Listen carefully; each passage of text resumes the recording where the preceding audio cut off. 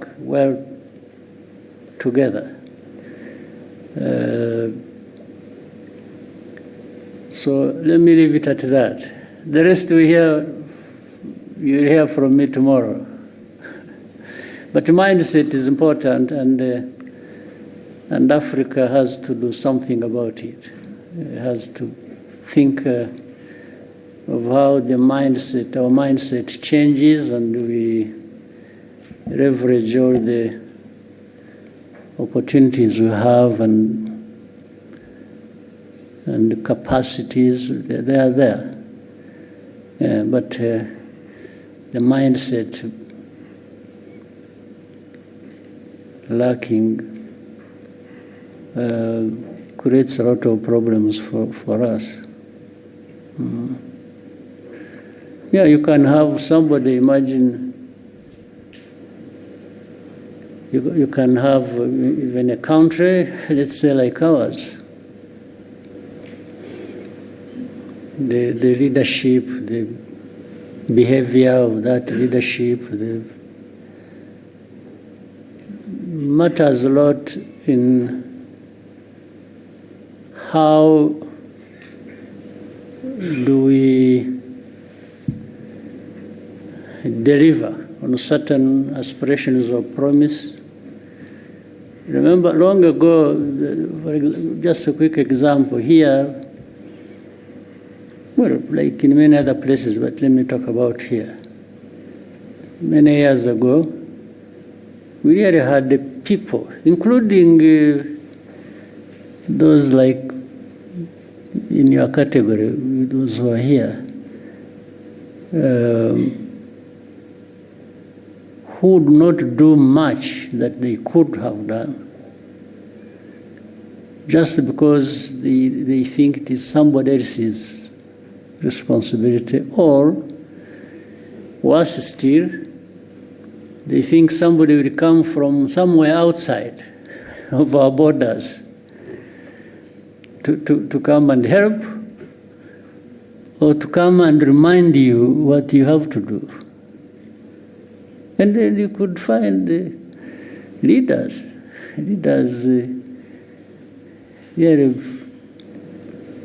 so deficient in this area, where they would just and adoring others for what she or he could have done himself. That's a terrible thing about mindset. Even when all the means are there, you still want somebody to remind you what you should be doing, or to instruct you, or you even feel you are accountable to the other one. I mean, about your own business, which really amounts to a shame in a way. So let me stop it here. Thank you, sir. Go ahead. We'll take the next question at the front. Israel.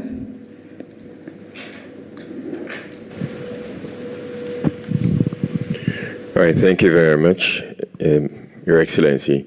My name is Israel Laye, and I am a broadcaster. I've been working as a broadcaster for 27 years, but I'm here at the behest of InfluencerAfrica.com, because we brought the content creators to Rwanda at the behest of ASG. And I want to say thank you for making it possible for us to be in this room. My question has to do with ASG. As a co-founder of the Africa School of Governance, I want to understand what success will look like for you, as in for the establishment of ASG, what success will look like for you, let's say 5 or 10 years from now. Right. Yeah, success is defined by the very things we talk about almost on a daily basis. So success for me is in some layers. The first layer is here, I'm talking about Rwanda. That's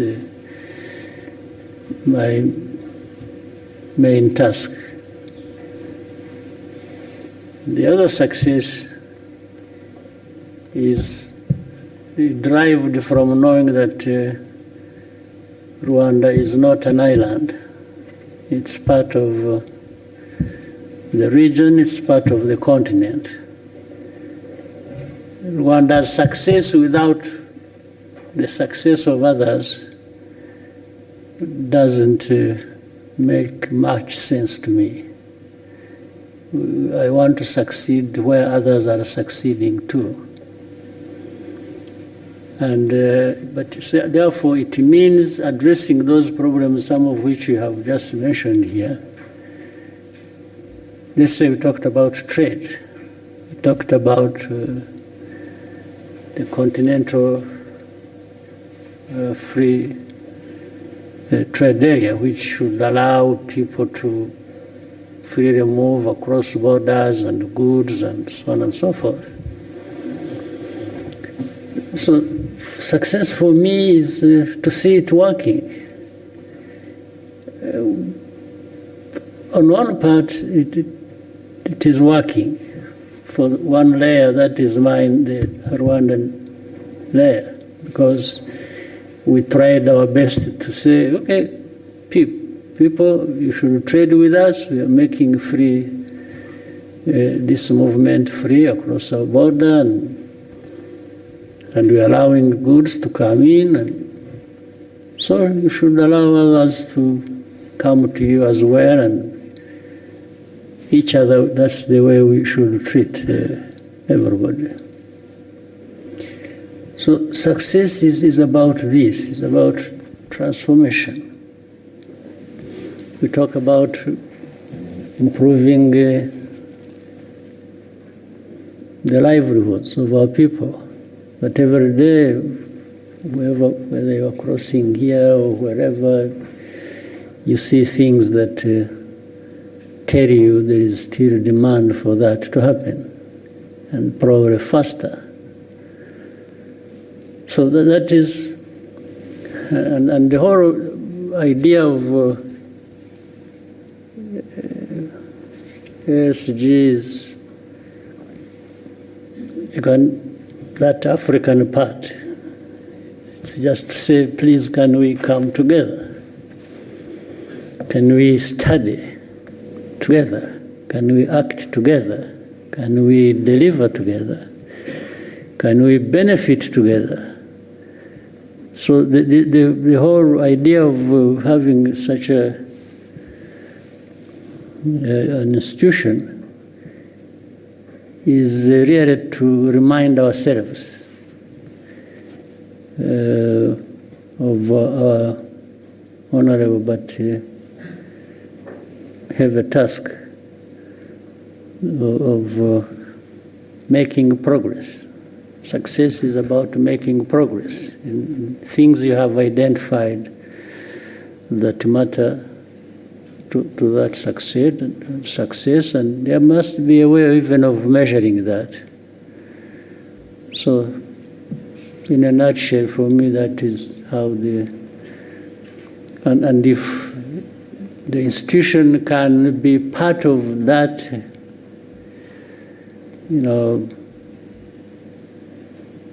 or act as a catalyst, at least to deliver, as many other institutions elsewhere might do the same, then I'll be happy that we'll have made our own contribution. Thank you, sir. We'll take the next question. Vincent?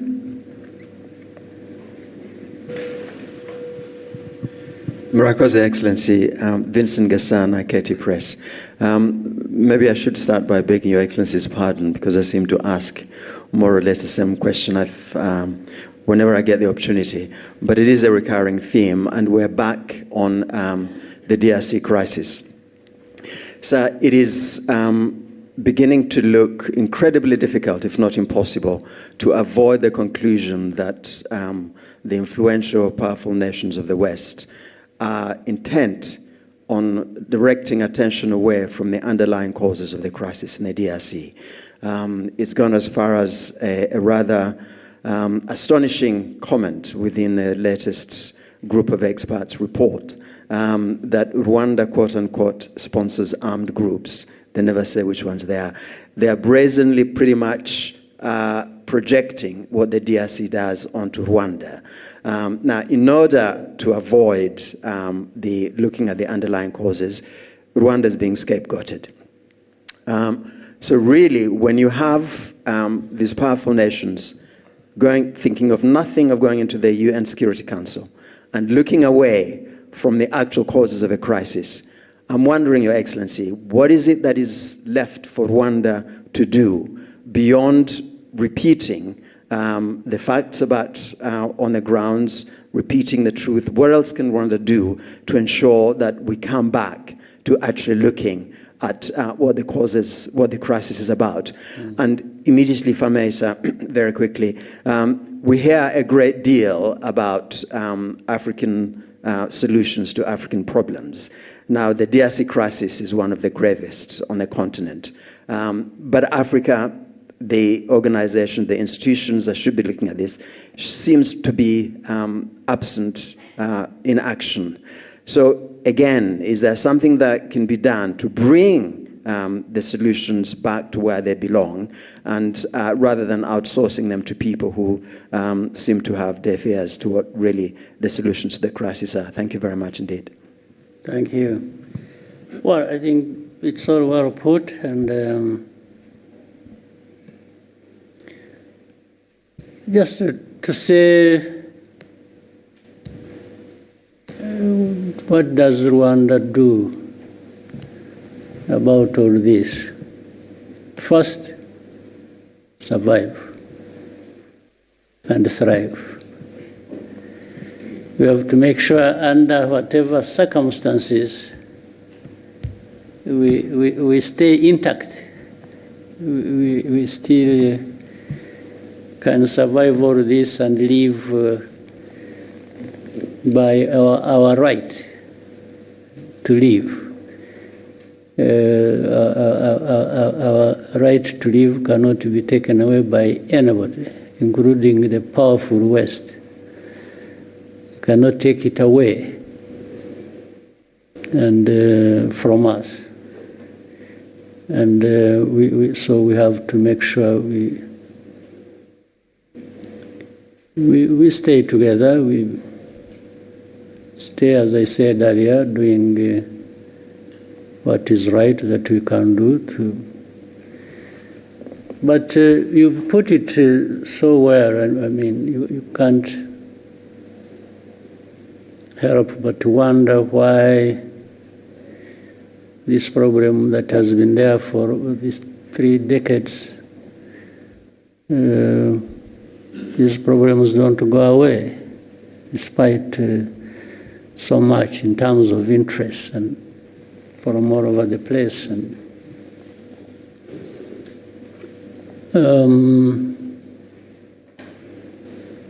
yeah,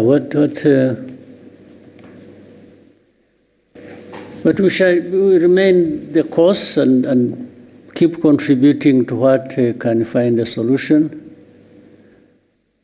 help us find a solution. And I mean, some of the things you've said, and I'm glad you are the one who said it, not me. Because when it is me, then it is another problem. But I build on what you've just said so accurately. And let's say if you look at the composition alone of the so-called group of experts, the composition has a connection with the history, has a connection with the history of this problem for probably centuries. So these are the people who are supposed to be understanding the root causes of things we have to deal with. and they frame it like the root causes are just recent. Something that has a root cause in a century that has passed is portrayed as if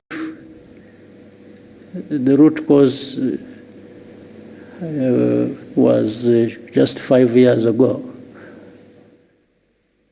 And there are people, even when you are reasoning with them, by the way, and saying, no, this is a fact, you can cross-check, this is a fact,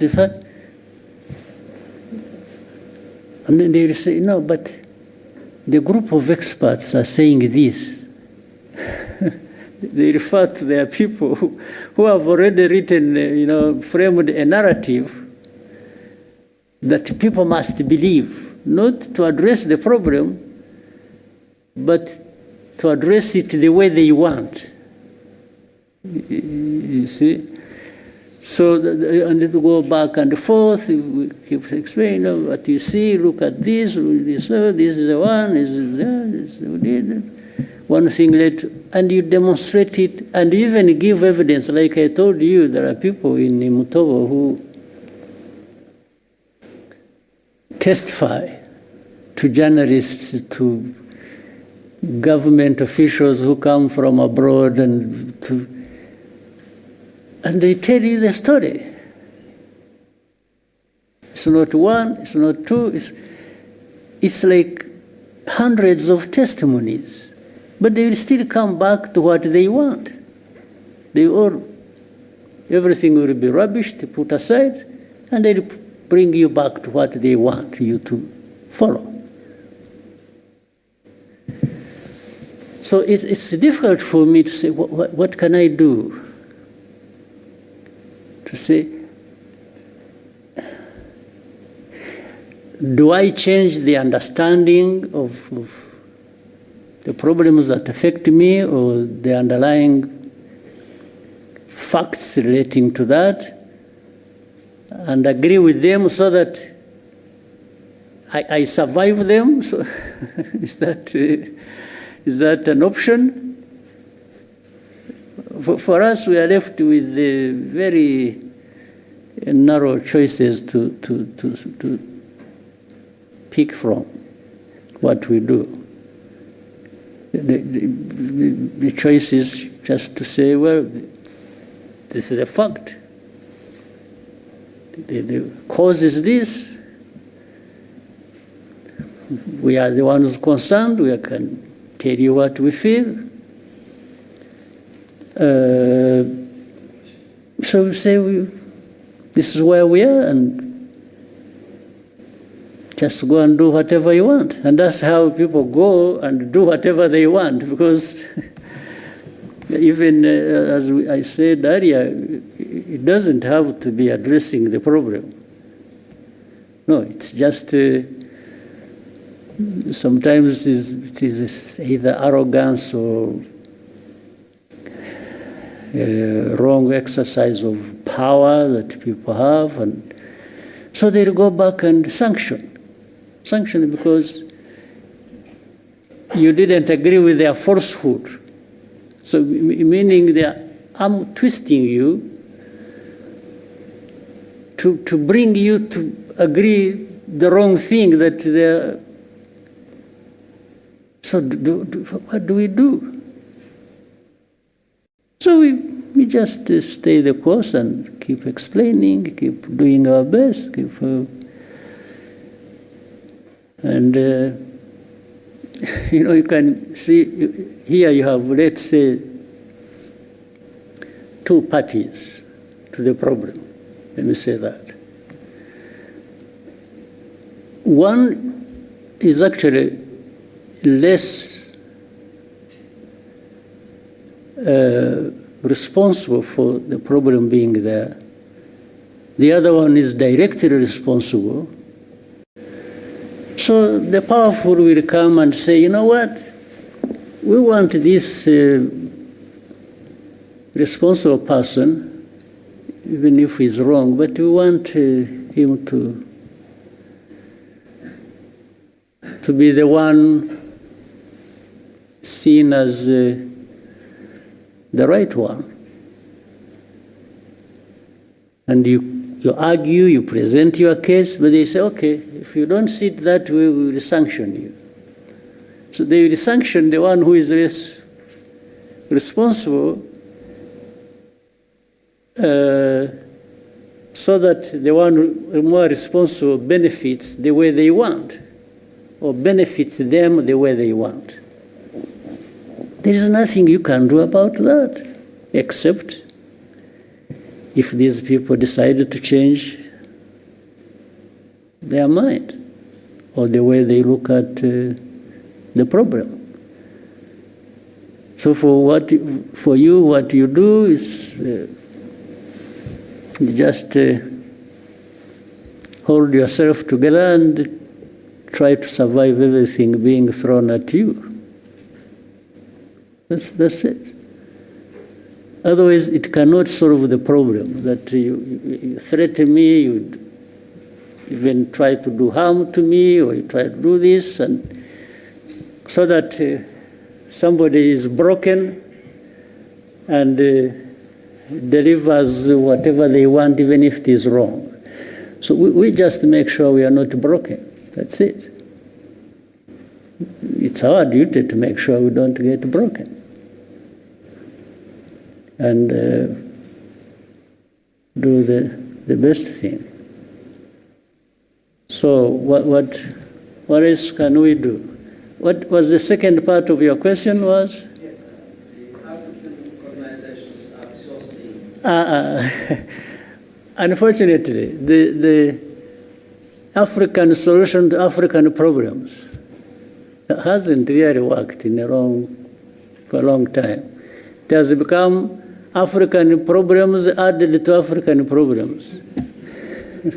Yeah, for me, that's what it's African problems for African problems.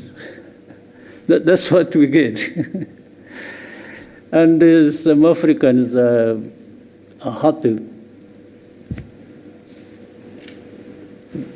doing that, happy being part of it.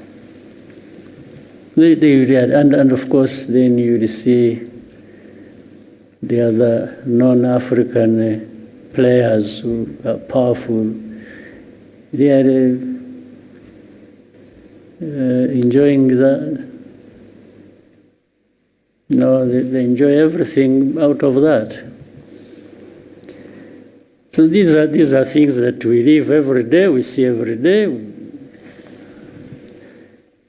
And that's the life, and there has to be a way of continuing to find a way to live people's lives. We have to.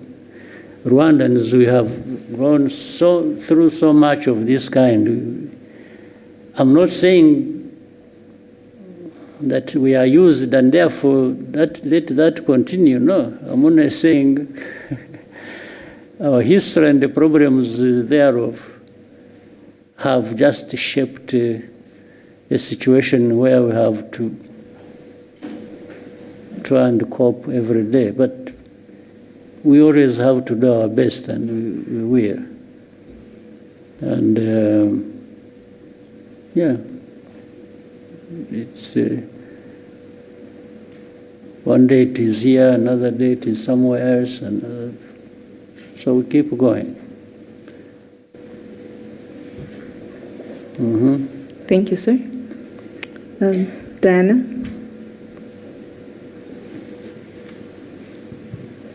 Thank you, Your Excellency. My name is Diana Iriza, and I am the correspondent for TRT World based in Istanbul, Turkey. Your Excellency, Kigali city is developing rapidly. It's growing, but for many ordinary Rwandans, especially the young Rwandans, are being kept stuck by the real estate business. For many of Rwandans here, finding it difficult to own a decent home. Do you have any concerns regarding this? Do you think we are building a city that could be unaffordable to most Rwandans? And what do you think should be done for this to change? What should be done is what we are doing. Of course, if as you are saying, it's growing, isn't it? the city is growing, the population is growing, the demands are growing of everybody. We are trying to cope. I can't tell anybody lies that, I have a solution. That next year when you come back, you'll find I have solved this problem, the one you have asked. No, I will be telling lies. But you will certainly find progress. You will find growth. You will find the way we address these problems. If you look at the continued growth of our economy, and we are trying to find a way that makes that growth contribute to the transformation and the well-being of people. I don't think there is any moment you will come back here, even after 3 years or 4 or 5, you come and you find there is no problem here. No. I'm sure even in the cities where you said you come from, where you are working, there are similar, but if you went to, you're employed by who? From? This I say, if you go to your employees, to your employers, you and ask, you'll find they have similar problems as I have. There's not a city in the world or around, or a country where you'll not find such problems. But you'll always find some countries or cities making more progress than others. There's no doubt.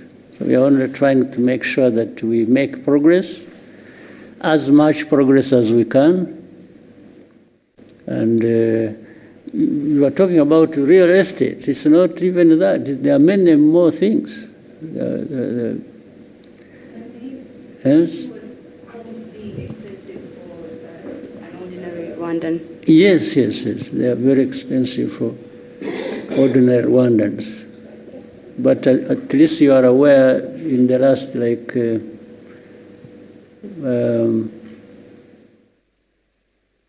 last 15 years, we have resolved that problem for the majority of Rwandans across the country, not just Kigali. Yes, whichever part of the corner of this country you go to, you'll find improvement for ordinary people. So be it across the country, be it in the city. So the country is growing because it is actually addressing largely that problem you've mentioned. Yes, and the economy has been growing, and the country, the population getting better for it because of those efforts. Again, as I said, if there is any moment you will come and find we have no problem, or you will go around and not see any problem, I'm not telling that to you. I'm not promising anything, because I know we are going to live with those problems. But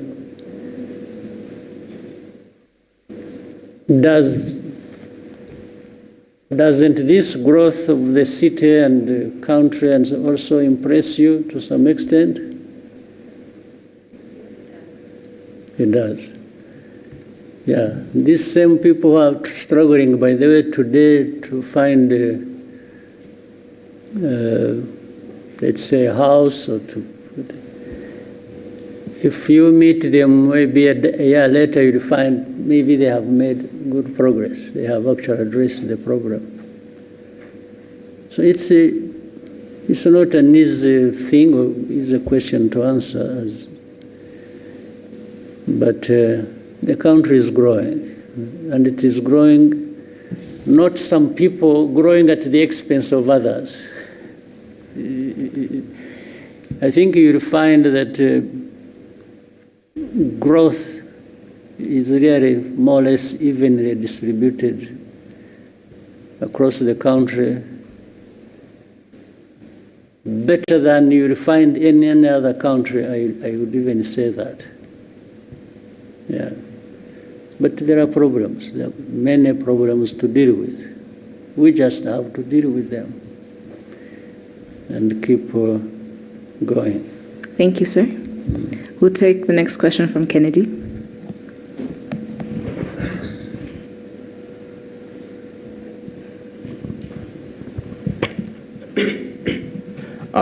Thank you very much, Mr. President.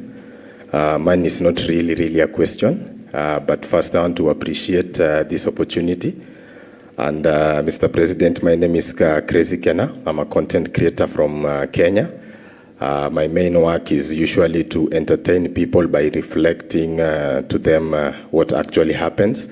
And I've actually done a skit regarding how Rwandan citizens relate with you as a president. After doing a lot of research, when I was walking around the city, I asked a lot of people, and they told me that we see our president as our father. I thought that was a joke until today I witnessed you solving as a case here and asking, what did he say? What did he say? So, Mr. President, your people really love you. I'm as crazy as you are. And lastly, Mr. President, you know, my father usually say that he believed that content can take people places. For me, I just request a selfie to go and show him that I met the president of Rwanda. Yes. And I give you two.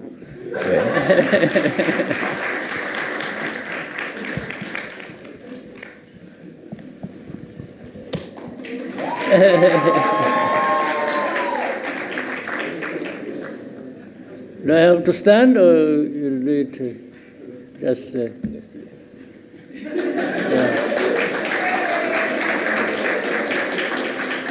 Okay.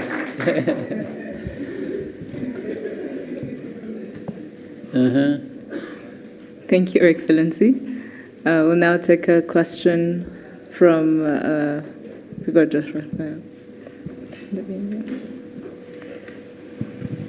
Good day, Your Excellency. My name is Banele Reo.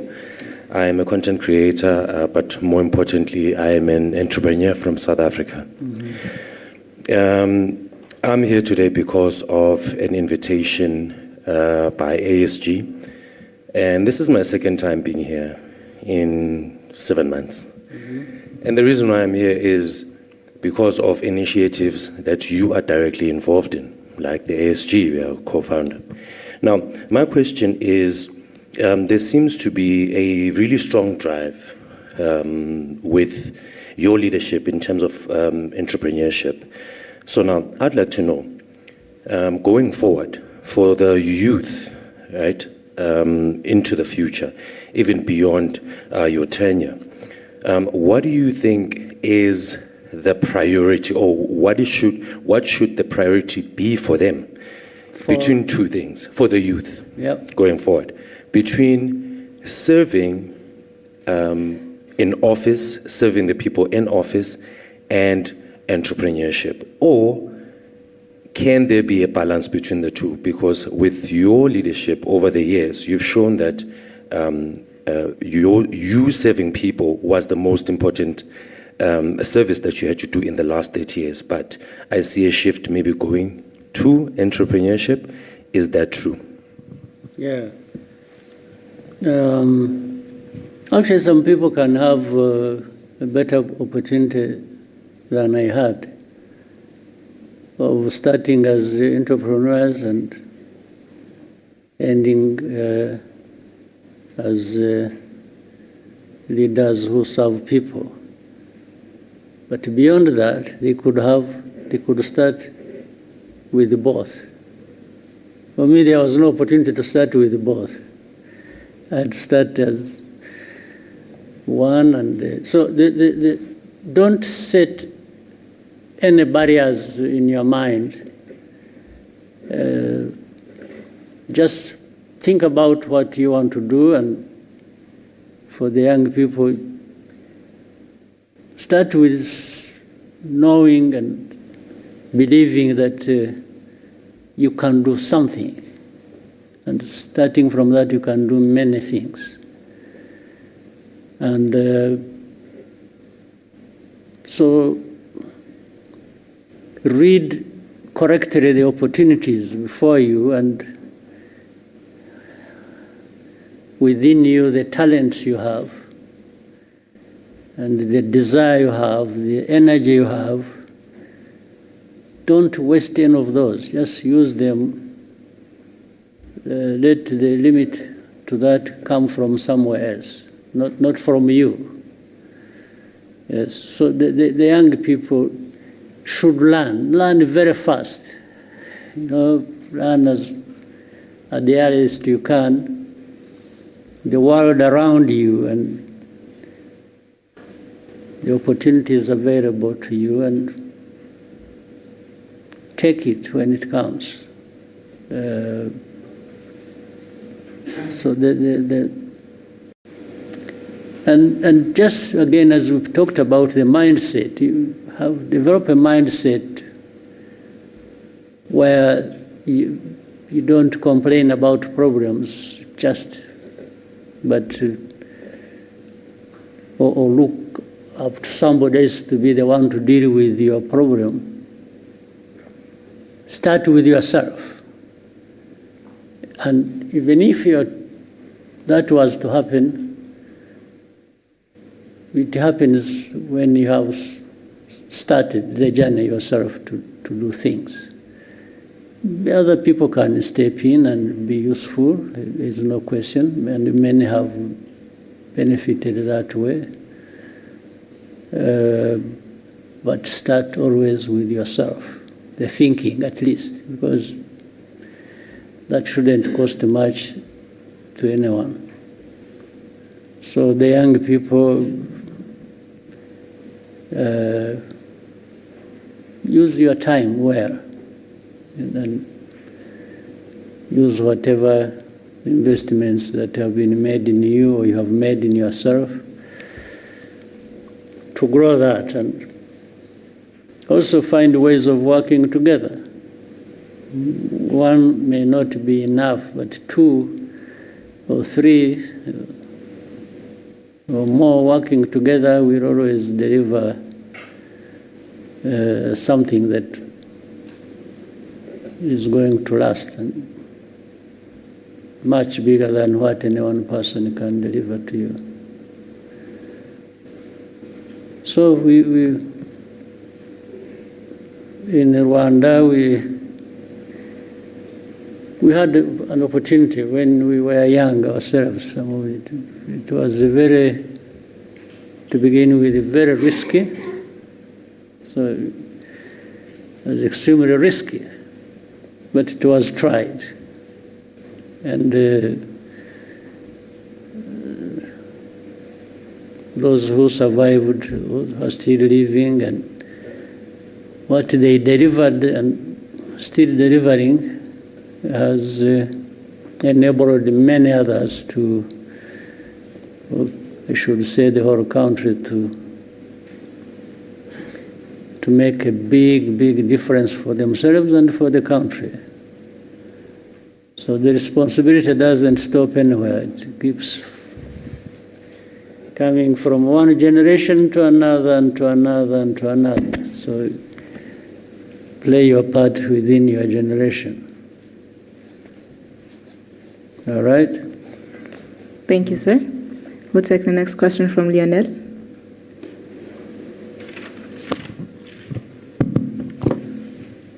Thank you, Mr. President, for this opportunity. My name is Lionel Nditebriye.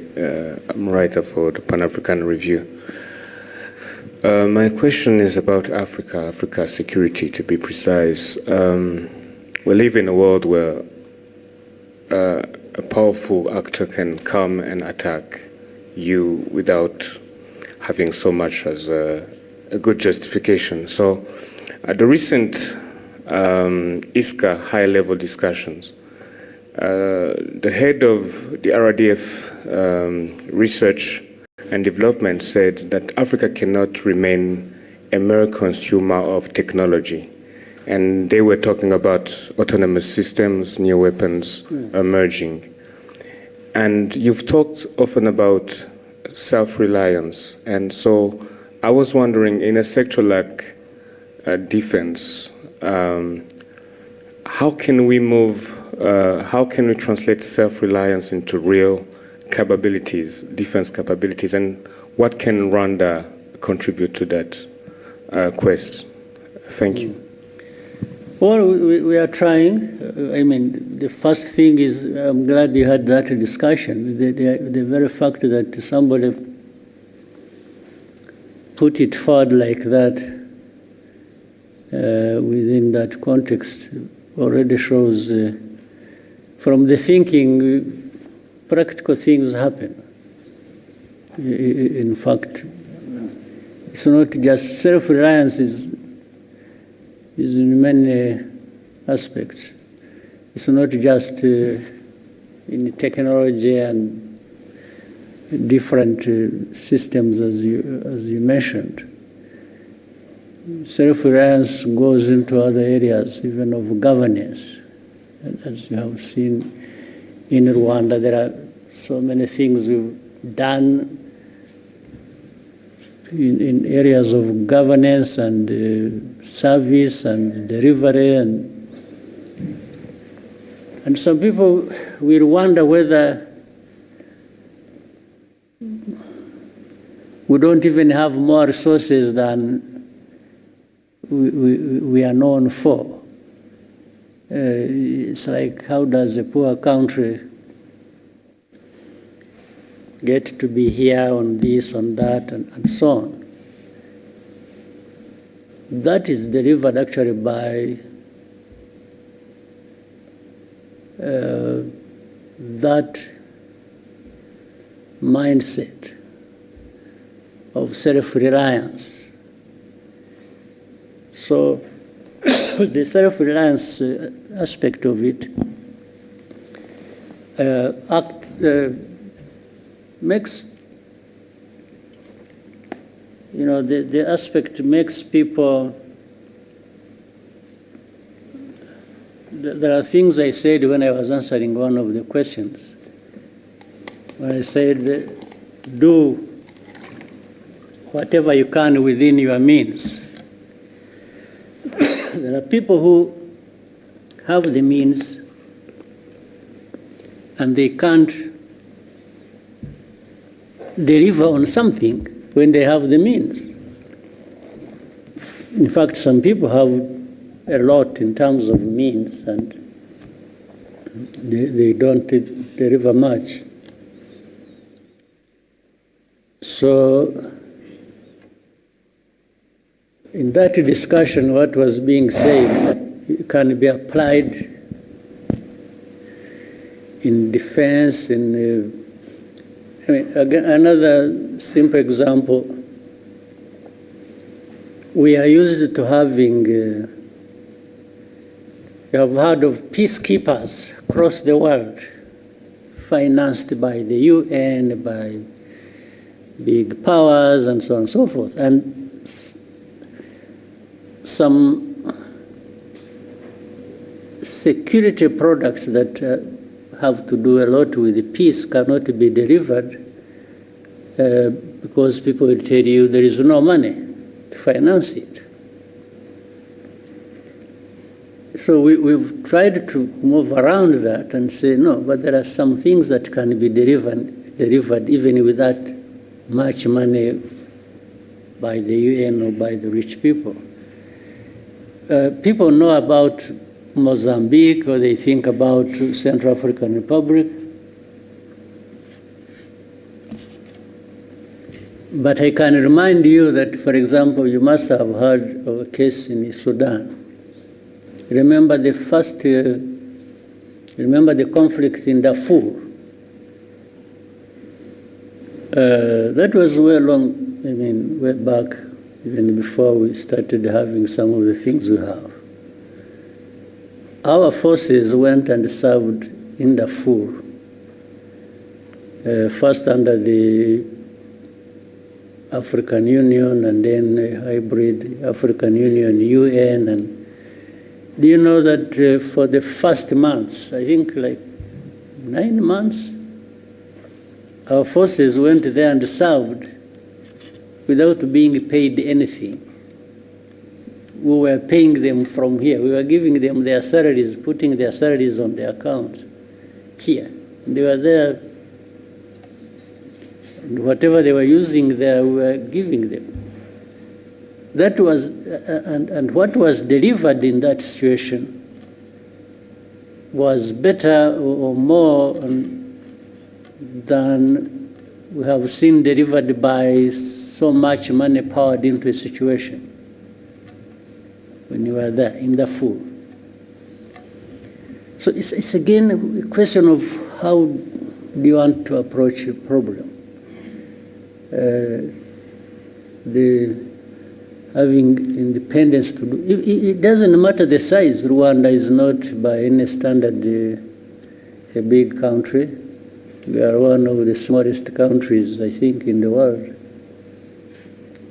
But does that stop us looking around for what we can do and within our means and do it? Or deliver whatever we can somewhere else, first looking at what is within our means? So it's that sort of approach that must have built on during that discussion that happened recently. There is and by the way, looking at what makes you independent does not remove the fact of the need to work together. Work together, but start from a point where you people coming together, each one of you must be saying, suppose the worst comes to the worst and I'm on my own. How do I survive? How do I operate? How do I deliver to an extent whatever I need to deliver? Thank you, Excellency. In the interest of time, may we take just one last question? I don't know how many, can see many faces here, people. Maybe we try and shorten questions, and I also try my best to shorten my answers, and we take more people. Thank you, sir. We'll take 2 to 3 more questions. We'll start with you're the center. You've taught me to say so many things. I never used to speak like this, but you made me talk and talk and talk and talk and Muraho. Yes, Rejoignez. Joel Talargi here from Ethiopia. I'm a tech content creator as well as software developer. So I'm here for the forum. Thank you for this chance, Your Excellency. So I have a very critical and short question for you regarding technology and AI for Africa. So to make it short, AI systems are learning what Africa is from data. So systems learn from data, and that data is wrote about us that we didn't write. So Africans didn't write those data that AI is learning. And we have the youngest population on Earth, which is a very big thing, and the thinnest digital footprint of our own making. So my question is, what will African governments do differently this time?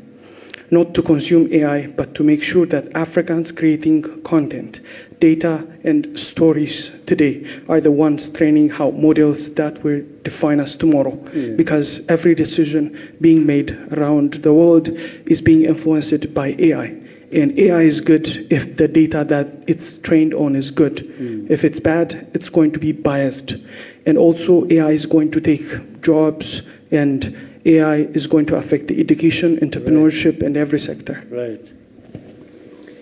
Well, so that's a good question. But the problem doesn't start with the AI. It's not, AI is something recent, right?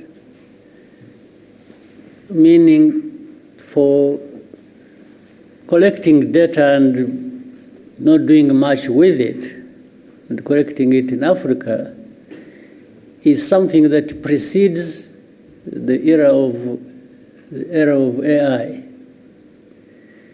So, but it goes back to that question, where Africa, whether it is AI or anything else that will come in the future, and we shouldn't be taking all this long to be part of the conversation, the global conversation. How can we keep referring ourselves to, I mean, as people who are left behind, who AI comes, there's the data, it is collected from us, it is going to affect us because those who are developing systems are using yes, that is a problem that has been there for, let me say, the last 100 years. We really need to change that conversation and just like in your own way, I mean, your talent, your profession you're in, and so on. Many Africans have that knowledge. They have, in fact, sometimes they are the ones working for those institutions or those companies that develop AI systems. You find they're Africans. So we need to resolve a bigger problem on our continent where, yes, we need to be at the same level with the rest across the world, because we can. Why is it just a given that Africa must lag behind everybody? No. So, but what you are saying is true. But it doesn't, it shouldn't be that way.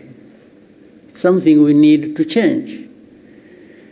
We're already too late in doing that. Too late. We should have done it 20 years ago, 30 years ago, even on other things and in other areas.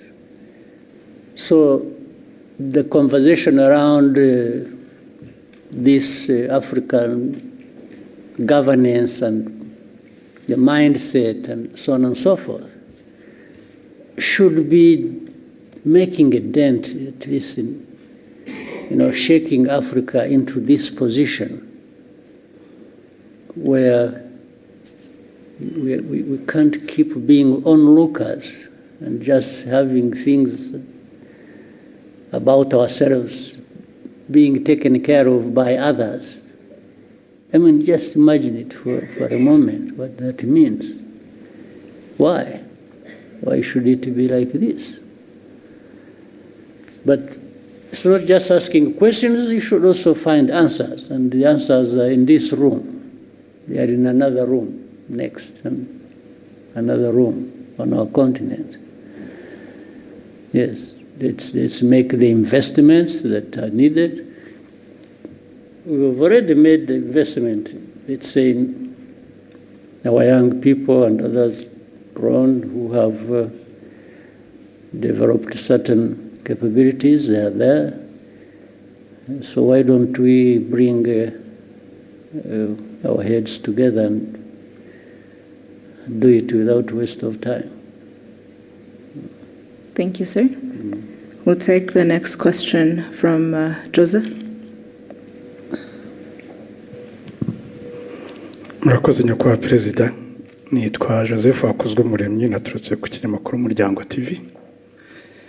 Ndagira ngo mbabaze ku kibazo kijyanye n'icuruzwa ry'abantu. Short question. Tugire short duhine. Yego cyane. Ndagira ngo mbabaze ku kibazo cy'icuruzwa ry'abantu ahanini kibasiye urubyiruko. ariko uranababwira ko kuva tariki 15 z'ukwa gatanu 2026 hari abanyarwanda bafungiye muri Madagascar bageze muri 5 b'urubyiruko bagiye gucuruzwayo nyuma babafunga bashinja icyaha bakorewe ahubwo imiryango yabo rero basaba ubufasha ariko hano hari n'urubyiruko rwaturutse hirya no hino muri Afurika kandi n'icyo kibazo n'abanyarwanda bafunganyemo n'abandi bageze muri 21 bava mu bindi bihugu byo muri Afurika nagira ngo mugire message mutanga muri rusange. Icuruzwa ry'abantu ni ikibazo kinini cyane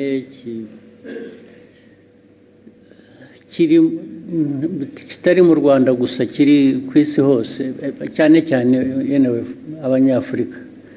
Baravuga bari Madagascar, hari abo tubona bari mu Bushinwa, hari abo tubona bava mu Buhinde, hari abo twumva bafatiwe mu bihugu byo mu Gulf region, hari abantu birirwa bafatwa, polisi n'izindi inzego in fact zirirwa ku rugamba ziba zifata baravuga abatwawe Madagascar cyangwa bariyo n'iki. Hari abo bafatirwa ku mipaka hano bafite abantu babatwaye babambutse imipaka babategereje hakurya, kumva ngo bamutwaye ahandi, hashira igihe tukazabona batubwira ko hari abantu b'abanyarwanda. Iyo kibazo kirakurikiranwa, tugerageza inzego zibishinzwe z'umutekano zigerageza gukorana n'izindi nzego z'ibihugu bindi kugira ngo icyo kibazo gikemuke. Nta kindi numva ntakivugaho usibye ko abo babonetse bakeneye ubufashwa bakwiriye gufashwa. Ubwo ngira ngo inzego ziri hano zibishinzwe ari na Minisiteri y'Ububanyi n'Amahanga bakorana n'izindi nzego bakabikurikirana icyo cya Madagascar bakamenya ko giteye kigashakirwa umuti. Thank you, sir. We'll take the next question from Sam.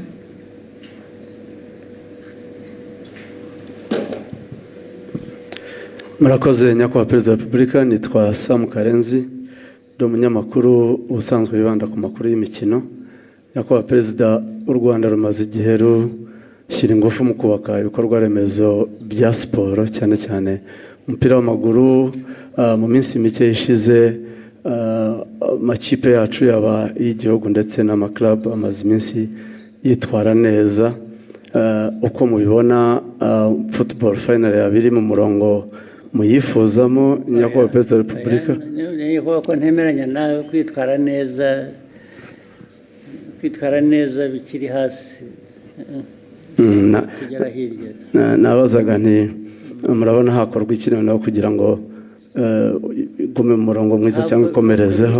Niwe nabaza naho ntabwo nagerageje ibyo nshoboye, ndafasha ndasunika ndagira ntariko ntabwo mbizi, ntabwo nzi icyo nafasha kindi kirenze, ariko nukomeza tukagerageza. Ariko ikibazo nitwe kirimo nk'abanyarwanda n'abakinnyi n'abandi, ikibazo kiri muri twe, tukivanyemo byatera imbere. Uribuka mu minsi yashize ibyo najyaga mbabwira hano, ukabona abantu barakina imipira biba n'ahandi, ariko njye simvuga iby'ahandi, ndavuga hano yewe. Abantu ugasanga n'imyifatire gusa n'imico, ngo baragiye babwira abantu ko abatezi b'umupira bagomba kugura imisatsi bakishyira ku mutwe cyangwa bagafata iyo ku mutwe yabo bakayiziringa ukuntu bashatse. Ibyo bikaba gukina umupira, cyangwa bikavaho bikajya mu kuraguza, bikajya mu birozi, bikajya noneho byangiza bikaba no kwiba na mikoro yarakwiye kuba arimo, ugasanga ubwo se wenda n'ahandi birahaba kandi birahaba, ariko genda avuga ibitureba. Ntabwo abantu bashaka kugera kure, ugira uko wifata, ugira uko witwara, ugira uko aho uhanga amaso ukaba ariho ushyira ingufu. Ariko ibintu biri aho ntabwo niho mbura uko nafasha narafashije naho nashakishaga n'amafaranga nkafata n'umwenda nkabaha kubera ko bije itabonetse ihagije ariko ukabona hari ibintu bitaza mu bantu bakajya no mu matiku bakajya mu bintu byo kwangana bakajya mu ntambara no hagati y'itimu ubwayo muri imwe cyangwa hagati y'itimu imwe n'iyindi ugasanga niho ibintu bya uwagabanya ibyo byose navugaga bimwe bifite intuzo tukareba neza ariko tugatangira no hasi abana bato bakarerwa ku buryo bazamuka umuco w'igihe cyashize cya kera wasangaga umuntu umukinnyi bamuvuga gusa kubera ko izina ryavuzwe muri 76 rigahora ari iryo akarinda no nta wundi bazamuye inyuma ye bikwiye guhera hasi abana ariko noneho the culture the environment ibintu bifite ndetse bakava no muri ibi ubwo nabo bashobora kujya gukina umupira babanza bakajya mu biyobyabwenge cyangwa mu biki byose ni ibintu abantu bakwiriye ibyo nimushaka ko dukorana nanjye nkagira uruhare nkabibafashamo muzampamagare nzabikora ariko noti ibi bintu by'akajagari biri mu marozi biri mu nzanguro biri mu myitwarire ntabwo ibyo nabijyamo nahagaritse no kujya ntabwo nzajya nta mafaranga ngo nshyire mu bintu bijyamo aho sibyo Excellence nari mbigendeye ko ikipe y'igihugu y'u Rwanda iherutse kwitwara neza muri imikino ya FIFA Series yari yabereye inaha Rayon Sports iherutse gutwara igikombe cya Sekafa nacyo cyabereye aha numvaga bitanga icyizere kandi nari nabonye mwatangiye no kugaruka kuri stade ndagaruka ariko nkataha nk'ubwo uravuga ibyo ngibyo iby'amakipe tuvuga ariko ikipe y'igihugu se bivugaho iki ntabwo bikwiye guhera kurangirira aha ndavuga umupira w'ayo makipe uzamuka neza ariko ukagera no ku gihugu n'igihugu kikagaragaraho kifata neza impamvu byo bitaba ni ukubereye haracyarimo byinshi byo gukosora harimo byinshi tugomba tubikosore two kubinyura iruhande tubikosora uko bikwiye naho yewe umupira rwose ibyo birahari biri garantide ariko hari ubwo mbona bindenze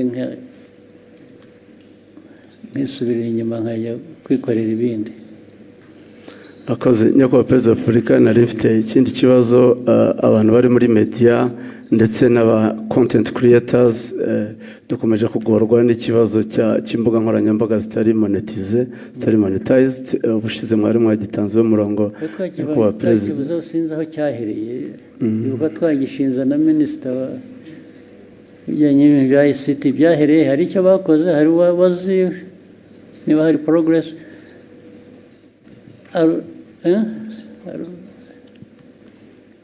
arubizi okay ariko tuzongere tugerageze dukurikirane turebe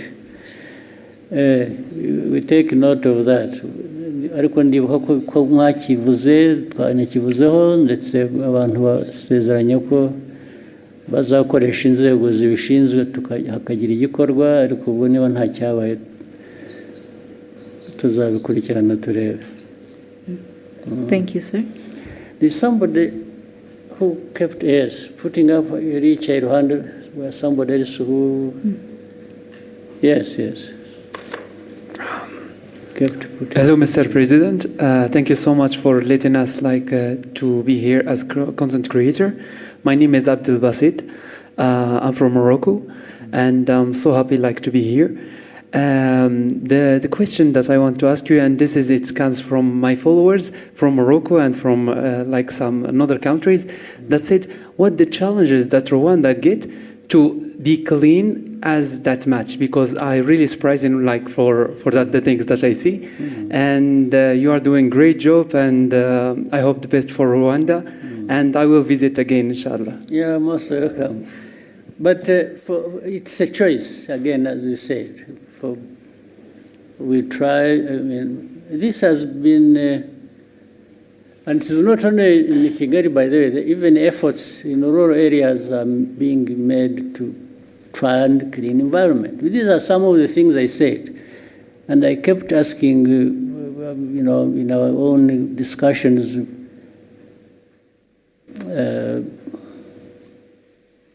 knowing, I mean, all of you here, or people in Rwanda, they have homes they come from, the homesteads and so on. And I used to give an example for a homestead to look or to be kept clean. Does it require foreign aid? I mean, do you need foreign aid to clean yourself or to clean your home or environment? So we raised it to the level, we said, yeah, even our country, much as we are not a wealthy country, if we raise it from that concept of a home to a country, people taking care of the environment, we ask ourselves, does the country need foreign aid to keep itself clean? We said, no, we can actually clean it up ourselves, irrespective of our economic status.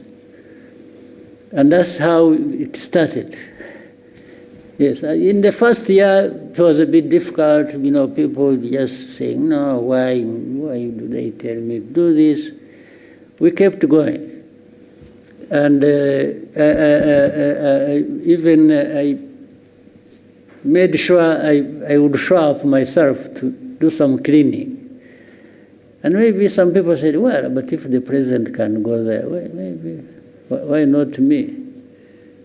So they started coming. And then later on, they saw the benefits.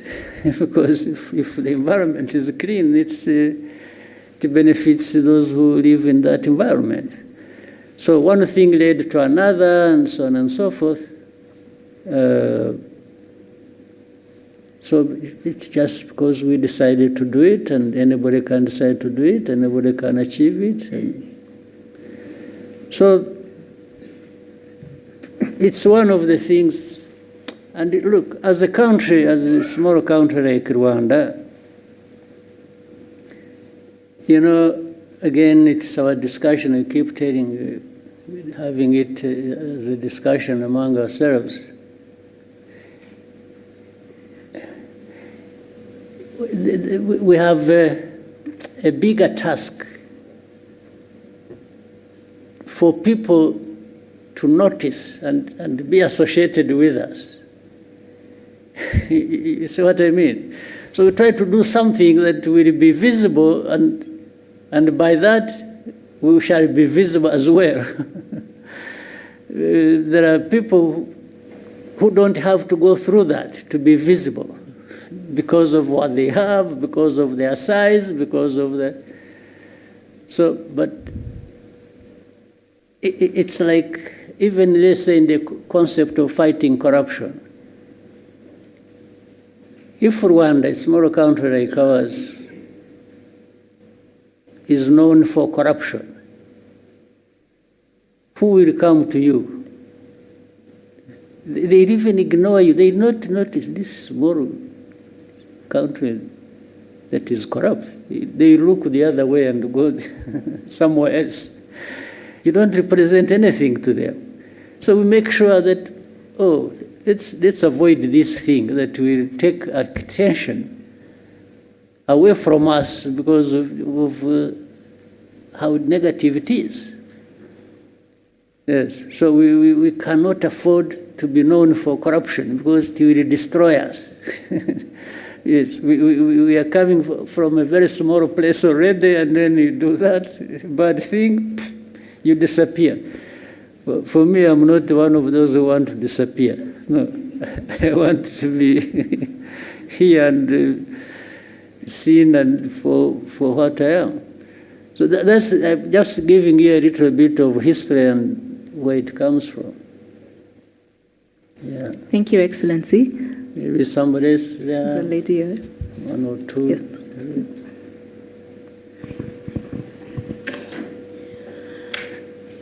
Thank you, Mr. President. Amazina ni Njoki, ndi Munya Kenya, but I live in Rwanda. And I've been here for 4 years, and one of the main questions I get as a Kenyan living in Rwanda from my fellow Kenyans, Gen Zs, is how does Rwanda actually do it? How do they are they able to have governance that actually works for its people? So as we are headed into elections, what would be the advice that you would give to Gen Zs on how to filter through the noise and actually pick people that will end up working for our benefits and putting our interests first? And my second question is a personal one. That's too much. No, it's just a request. No. Okay. When it came to elections, I don't want to enter people's attention and start advising. But I get your point. Yes. And if I could, because I'm a content creator and I interview people, I would like to request a sit down. It's just like 2 minutes max. Whenever you have the time. Thank you. One day we should come to that. Maybe before you go back to Kenya. I'm here. Yes. For the first one, really, I mean, when it is elections, it is politics, it is sometimes hot everywhere. Yeah. The most important thing is for any country, most important thing is stability. Whatever you want to do, you want to do it towards stability. 2, you want to do it for the improvement of society and so on and so forth. Even governance, politics being part of governance, you want to do politics that will deliver stability and progress.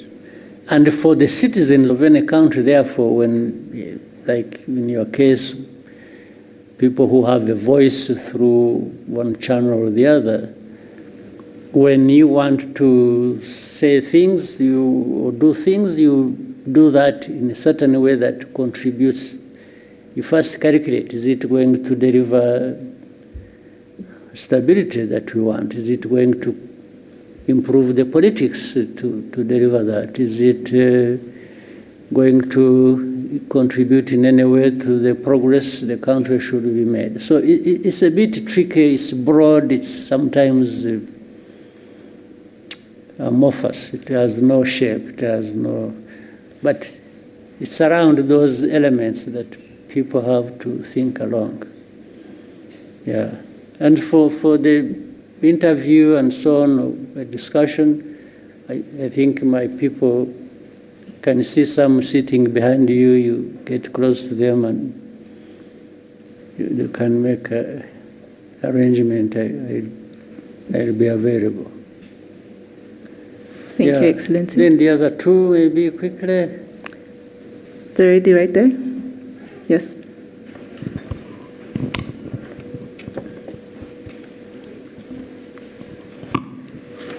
Your Excellency, thank you for giving us this opportunity. My name is Roxane Lidvin. I am content creator and I come from Côte d'Ivoire.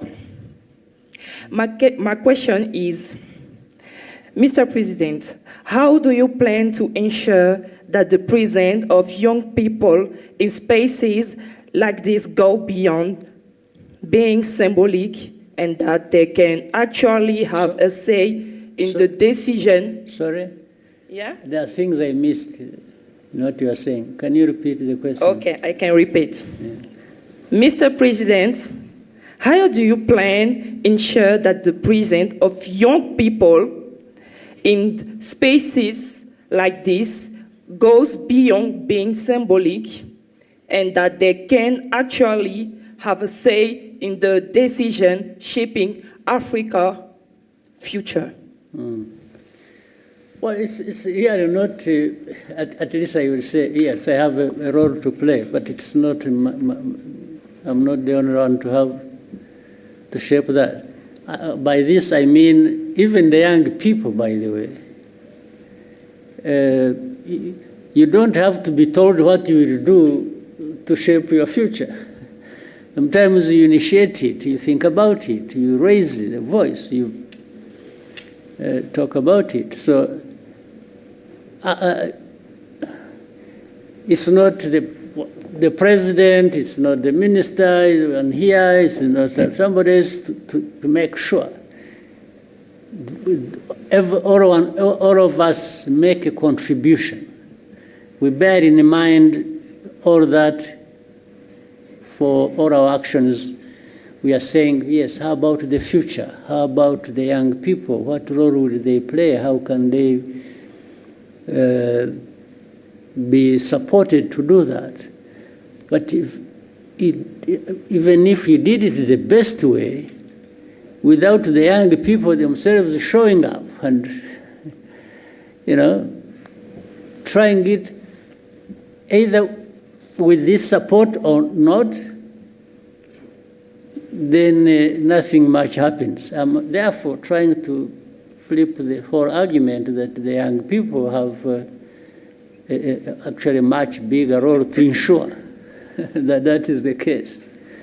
Yes, you ensure by the way you behave, the way you work together, the way you develop, but also by way of raising this issue with anywhere where you can raise it so that you are heard and people hear you and factor this in what they intend to do or what they are planning to do. Yeah. Thank you, Excellency. Yeah, somebody who was sitting next to her. Jadot? Quickly, we can take it. Then there was one person there. I saw the arm there. One arm. Please go ahead. Murakoze nyakubahwa perezida wa repubulika, nitwa Bagirishya Jean de Dieu, mvuye kuri BNB FM. Nyakubahwa perezida wa repubulika, mu myaka 32 ishize u Rwanda rubohowe, politiki y'uburezi kuri bose irimo guha u Rwanda urubyiruko rushoboye kandi rushobotse. Ariko nyakubahwa perezida wa repubulika, hari ikibazo cyo guterwa inkunga imishinga y'urubyiruko kwihuza n'ikintu bita risk assessment cyo muri za banki n'ibigo by'imari byagoranye. Ibyo bigatuma imishinga y'urubyiruko itabona igishoro, bakaza ku isoko ry'umurimo hano iwacu mu Rwanda bahanze amaso leta, kandi isoko ry'umurimo rya leta ntabwo ryahaza urubyiruko dufite. Turahuza gute imishinga myiza y'urubyiruko rwatojwe kandi rwize neza, ndetse naho rugomba gukura inkunga na cyane cyane ko bava mu ishuri nta gishoro bafite? Murakoze. Ariko ibyo byose birahari, ibyo byaratekerejwe, bihora biganirwa, ni ikibazo gihora kivugwa. Nubwo cyaba ari ikibazo gihari, ni ikibazo gihari mu buryo either bw'imikorere mibi cyangwa se bw'ibintu bidahagije. Abantu basubira inyuma rero bagashaka uko ese bituruka he, kuki haba hari abantu bangana gutya batabona ubufasha kandi hari uburyo bukwiye kuba bafashwa. Tugashaka iyo mpamvu tukayikemura. Naho ubundi nibwira ko byashyizweho, uburyo bwashyizweho, hari bamwe actually babibonyemo inkunga. Wenda kumva ko hari igitekerezo cyiza umuntu yagize cy'imikorere ariko akabura ubufasha, kiramutse gihari cyiza nyine ni ikibazo. Abantu mujye mwegera inzego zibishinzwe, zimwe bitagombye kunyura ahandi kure, mu biganire, ndetse bishobora no kuzamuka bikagera hejuru niba hari kesi runaka abantu baba bazi yari ikenewe gufashwa yashoboraga gufashwa ariko ntifashwe. Thank you, Excellency. We'll take the last Maybe the last one, dear. Yes, sir. Darina. Your Excellency, my name is Kayumba Darina, and I am a Rwandan content creator. And first and foremost, I would like, this is more of an appreciation, and as a Rwandan content creator, of course. So I truly appreciate your leadership and the transformation Rwanda continues to experience. And as a young creative, we are inspired by the direction our country is taking, and we are grateful for the opportunities to contribute and tell our stories and be part of Rwanda's future. And I've also created actually a short film about you, and inshallah, you will actually get to witness it. So that was it. I hope I want to be able to see it. Yes, inshallah. Okay. Thank you, Excellency. Good. So keep doing the best you can, and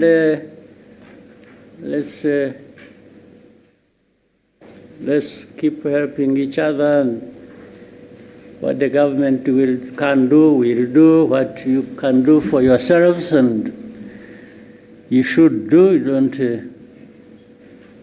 go absent when you could do a lot for yourself. And if we can be of any support, I think it's a question of structuring it and organization, and I think we can help more people than are being helped, maybe, if we approach it the right way. So, asante sana. Thank you, Excellency. Wish you a good evening.